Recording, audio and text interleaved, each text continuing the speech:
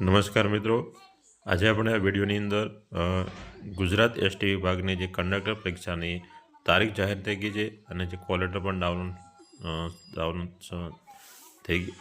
Download કરવાનું ચાલુ પણ થઈ ગયું છે. તો મિત્રો, જે એસસી અને એસટી કેટેગરીના ઉમેદવારો માટે ગુજરાત એસટી વિભાગ દ્વારા મફત પાસ માટે જે એક આયોજન કરવામાં આવ્યું છે કે તે ઉમેદવારો પરીક્ષા લખવામાં જે સ્થળે તેમને પરીક્ષા છે ત્યાં આવવા માટે અને જવા માટે એસટી વિભાગ દ્વારા મફત પાસ આપવામાં આવશે કે તેમનું કોઈ ભાડું ચૂકવવામાં આવશે નહીં. એટલે ફ્રી પાસ જે આપવામાં આવે છે તેના વિશેની ખાસ માહિતી જોઈશું. તો મિત્રો, તમારે ગુજરાત એસટી વિભાગ દ્વારા જે GSRTCની જે વેબસાઇટ છે તેના પર ત્યારે તમારે જવાનું રહેશે. ત્યારબાદ રિક્વાયરમેન્ટ નામનો જે ઓપ્શન છે ત્યાં તમારે ક્લિક કરવાનું રહેશે. તેની અંદર મિત્રો એ નંબરનું ફોર્મ છે તે ફોર્મ તમારે ડાઉનલોડ કરવાનું રહેશે અને તે ફોર્મ પર આવી રીતે તમારે ડાઉનલોડ કરી તમારે સાથે રાખવાનું રહેશે.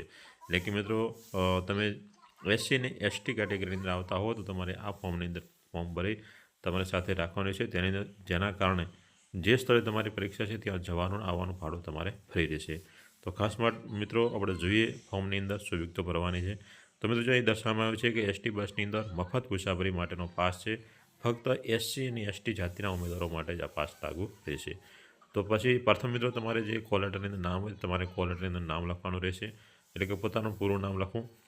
કોલ લેટરમાં દર્શાવેલ કંડક્ટર કક્ષા માટે OMR પરીક્ષા આપવા માટે 28/12/2024 અથવા 29/12/2024ના રોજ રહેઠાણના સ્થળથી પરીક્ષા કેન્દ્ર સુધી આવવા અને 29/12/2024ના રોજ પરીક્ષા કેન્દ્રથી રહેઠાણના સ્થળ સુધી પરત જવા માટે બસમાં મુસાફરી માટે આ ફ્રી પાસ આપવામાં આવે છે, જેને આધારે તમને બસમાં મુસાફરી કરવા દેશો.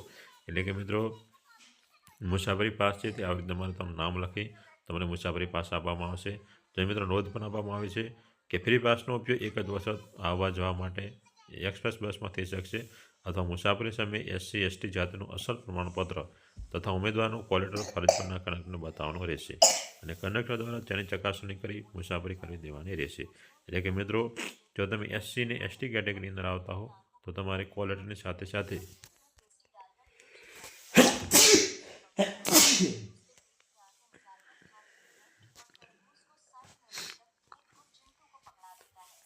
કોલ લેટરની સાથે મિત્રો તમારે તમે જે જાતિનું પ્રમાણપત્ર તે પણ તમારે સજ્જુ કરવાનું રહેશે, જેના કારણે તમે ફ્રી અંદર મુસાફરી કરી શકશો.